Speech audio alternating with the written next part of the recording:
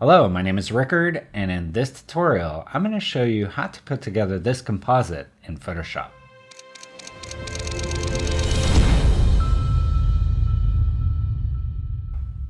Now, if you want to follow along, I've included a link in the description to my Photoshop Secrets, which is a course that gives you a primer on Photoshop compositing. It includes this composite as well as two other composites, and in the course are all the assets, the images, and the brushes that you'll need to complete the composites and follow along step by step as I do them. Also, I should note that in this composite, we're basically taking a grunge texture and turning it into our space background. Now, this grunge texture is part of my full grunge texture pack, which I've included a link to as well in the description of this video. So this one grunge texture that we're using as kind of the basis for this composite, well, there's 49 more of them in the pack. All of them are great opportunities to stretch your Photoshop skills and also are kind of good base plates to start some compositing ideas. All right, with all that in mind, let's get started. All right, the first thing we're going to do is go to File, New, and we're going to create a document that's 2000 pixels wide by 3000 pixels tall. We want it to be 72 resolution, RGB, black, Adobe RGB. Let's hit Create. All right, next I'm going to go to View, New Guide Layout, and I want this to be 2 with no width and no gutter, no margin, and 5 rows. Let's hit OK. And to turn these on or off, I can use Command semicolon. And now I want to go to File, Place Embedded, and in our Assets folder, you're going to see a Nucly Grunge 48. And this grunge layer is going to turn into our space background. So let's go ahead and rasterize the layer. I'm going to make a copy of it just in case I need to go back to the original here. And next I want to do a curve. So that's Command M on our keyboard. And I just want to bring the darks a little darker and then bring up our highlights here quite a bit. So something like this.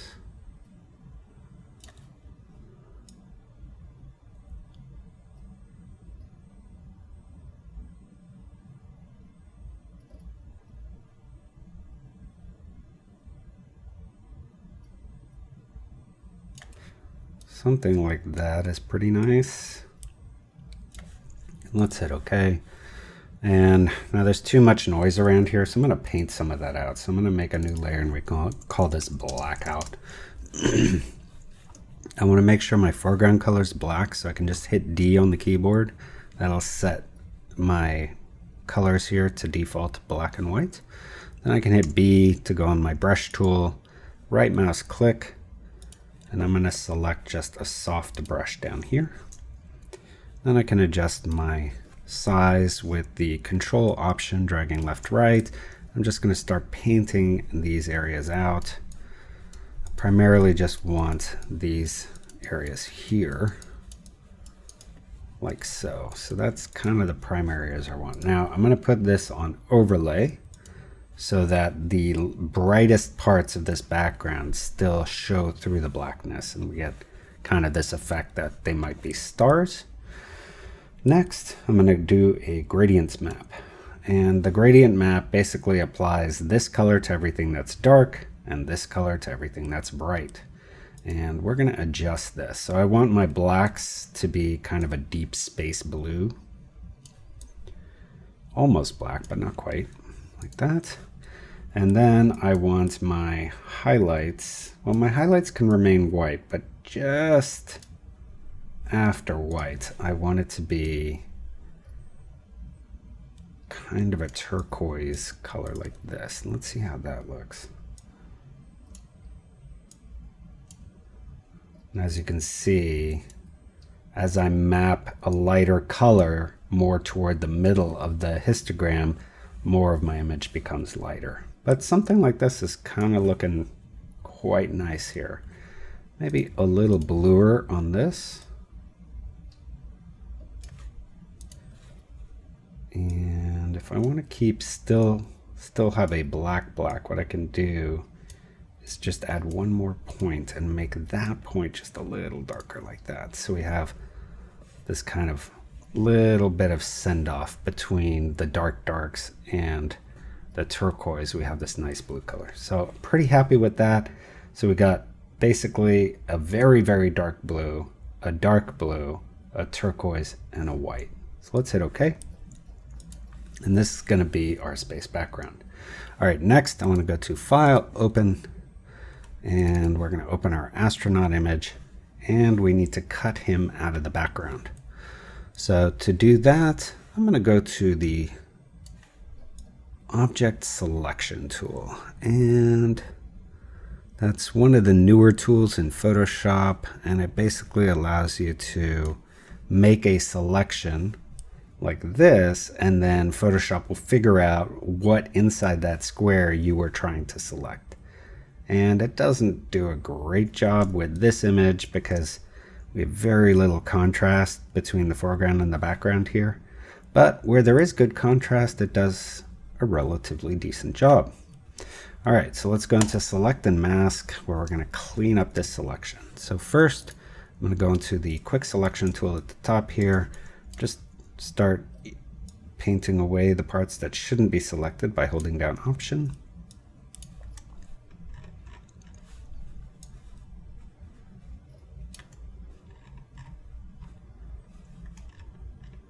And not holding Option, I can paint what it should have selected, like this.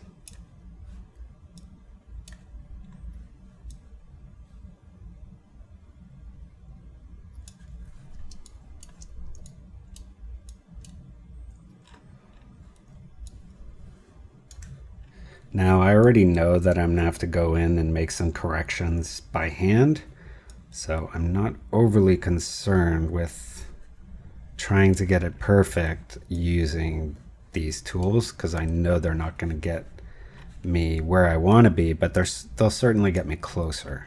So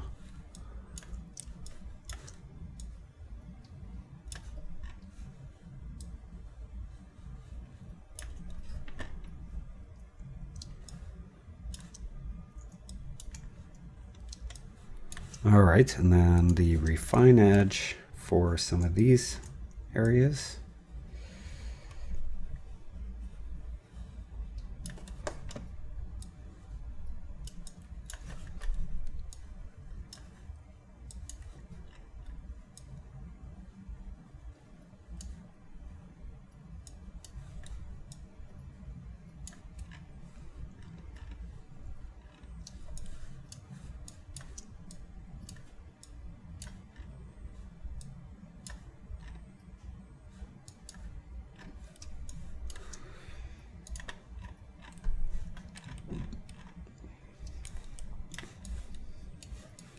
And I think that's as good as we're going to get it with this tool. The rest we're going to have to do by hand, and we'll do that. So let's add a couple pixels to our edge detection here and then hit OK. And then if I hit Q, that's going to put me in quick mask mode. And if you want to change the color of your quick mask overlay, you can go to channels and double click on the quick mask. Let's say I want to change the opacity to 25, change the color to a little more fuchsia, hit OK. All right, so now just using our paintbrush and black and white, we're going to start painting in the areas that we want either added or subtracted from the selection. And white will add to the selection. Let's make sure this is all on 100%. And black will subtract from the selection. So let's start painting here.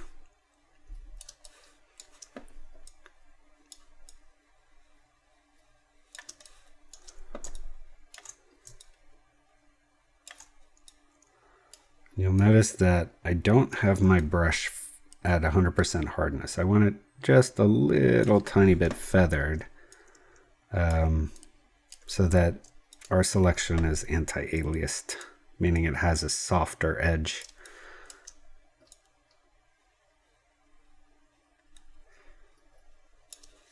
And some of this I'm painting in just what I think, because you really can't see where the background ends and his pan starts. So I'm kind of painting in what I think it should look like.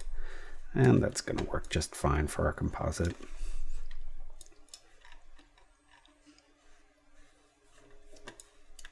Oh, that looks pretty nice. I have this weird edge on the shirt, so let's see if I can clean that up by just painting in this edge here. If I hit X on the keyboard, I can switch to my black brush. So as I'm painting, either on a mask or in quick mask mode, just make sure you have your colors on black and white, and then you can just hit X to switch between them real quick.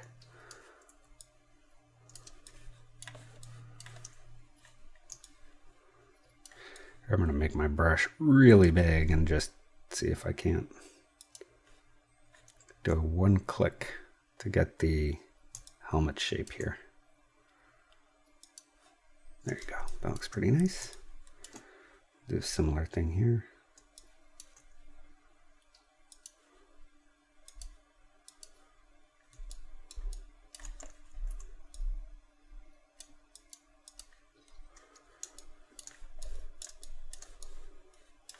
And that looks quite nice. All right, let's hit Q. And here I'm going to add a mask.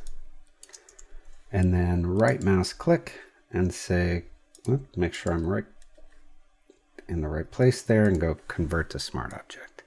And then by just dragging this tab away, I can make this a free floating window, and then I can just drag this into our image, hit OK.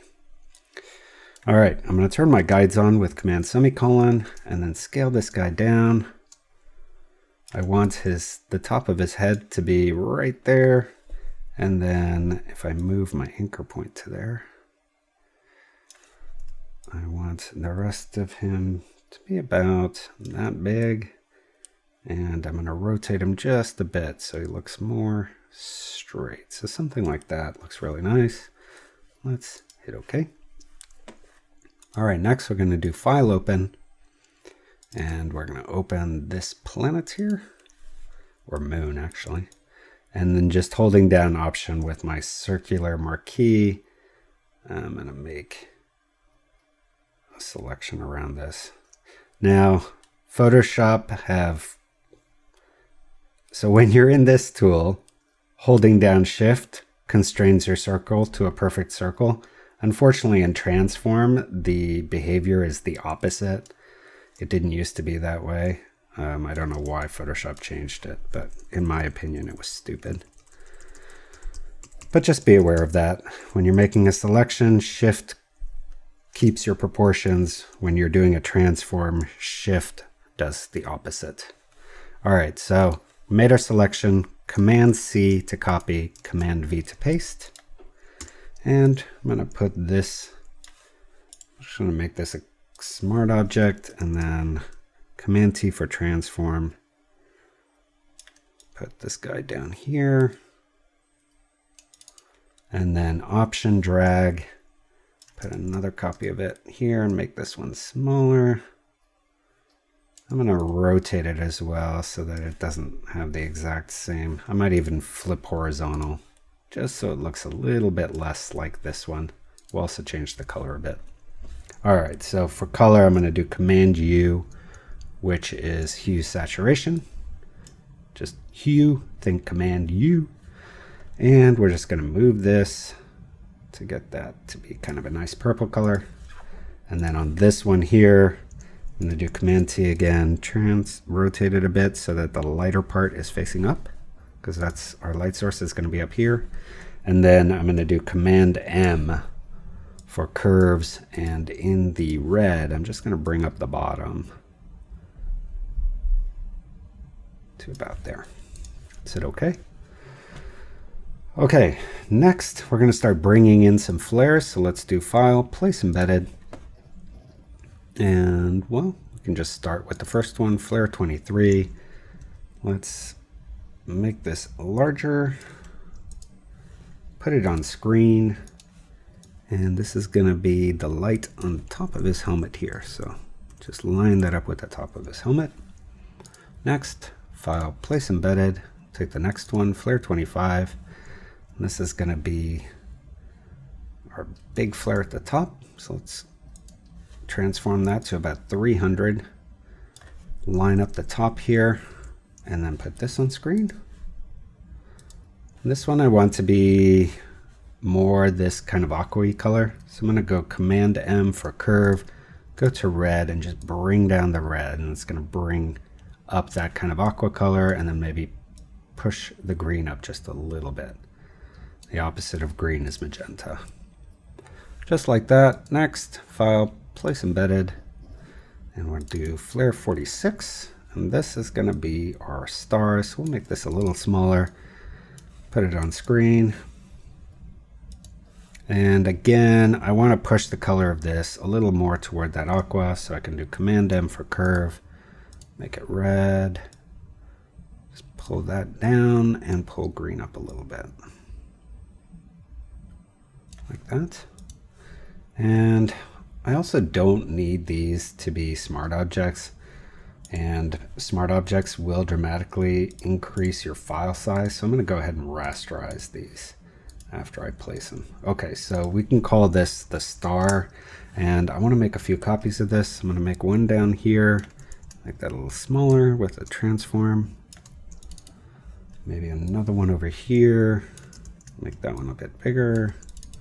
Another one up here, make that a bit smaller.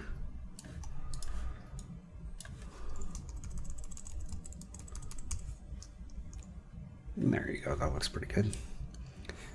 Okay, next we're going to do the last of the flares, which is Flare 50. And this one we're just going to make it straight like this. And I want to put this one on screen. I basically want that little polygon right there to be at the very bottom like this. And then if I do Command T for transform, drag my anchor point down here. If you don't see your anchor point, that's the little check mark there. Then hold down Option and just make that larger. I think about there. And then I'm going to add a mask to this, and we can rasterize it as well. I'm going to add a mask, and in the mask I'm just going to paint out with a soft brush the middle of this so that it's not laying on top of him. And actually I might just take him and kind of drag him on top of all the flares so that the flares are not affecting him. The one flare I do want on top of him is the helmet flare, so I'm going to move that up to there like that. All right, next we're going to just paint a little bit of atmosphere. Now in the last lesson I loaded the Nucly compositing brushes, so I have these here. I'm going to select the advanced smoke, and let's add a layer. I want to make my brush smaller. I want to change the flow to 50, change the brush to screen, and then I'm going to go here. We'll start with this color and just maybe a little bigger. Let's turn off our guides too. I'm going to make this a little bigger. Actually, maybe flow, let's set it even lower to 30. And shift and then hitting a number when you're on a brush changes the flow. Without shift, it'll change the opacity. So if I hit 3, it'll set my opacity to 30. 0 will take it back to 100. All right, let's paint a little bit around here. And I want some of this purple color down here. It's a little too strong still, so let's change the flow to 10. Try that. There you go. I just want kind of hints of these colors here.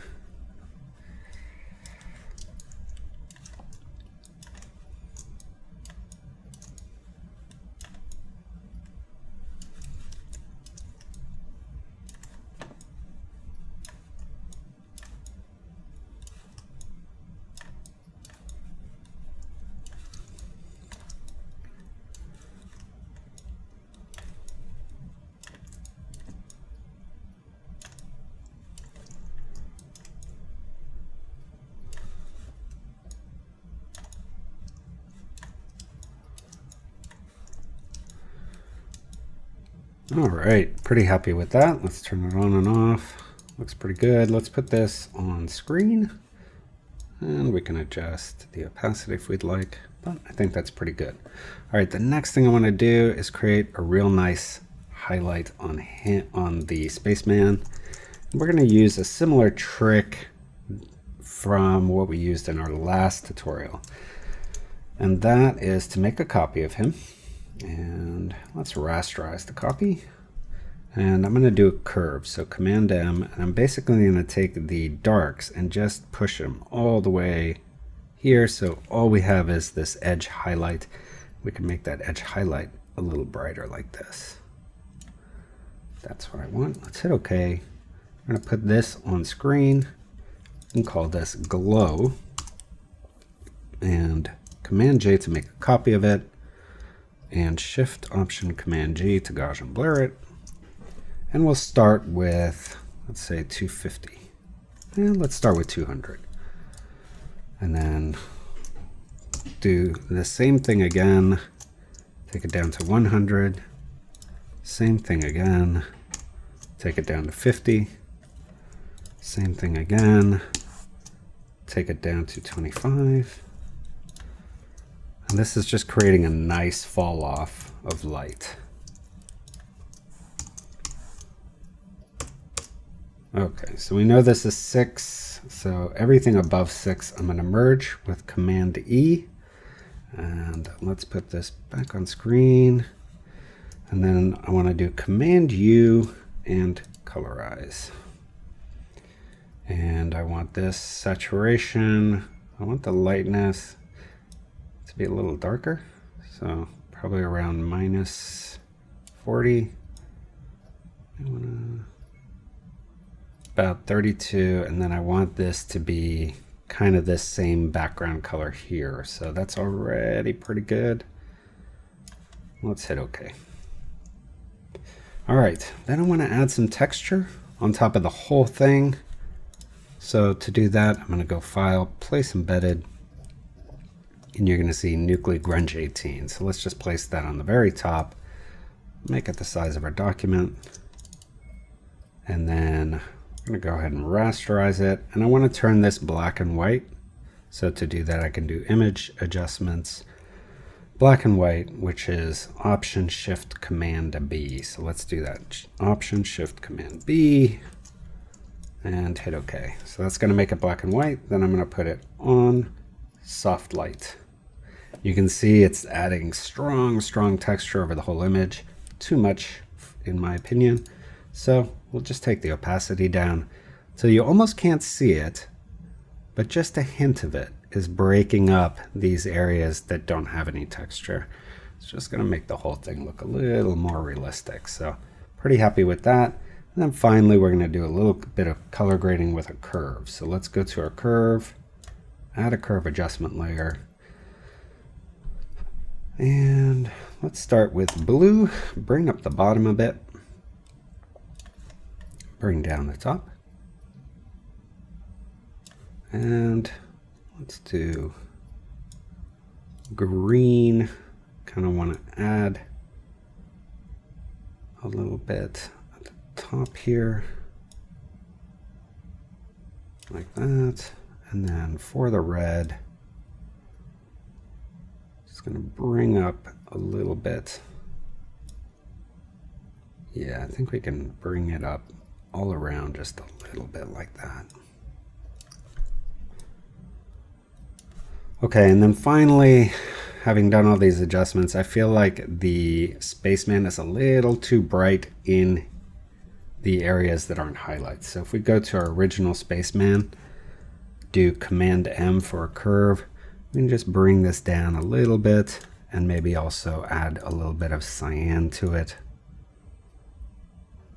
so it integrates a little bit better with his surroundings like that. Let's hit OK. And I'm pretty happy with that. If this is a little too much still, we can also go all the way to our blackout layer here, and using black color and a larger brush, and I can even stick to my current brush, which is the fog brush, and just paint in this area a little bit more so that our main highlight is behind him right there, like that. All right, there you go. Pretty happy with that.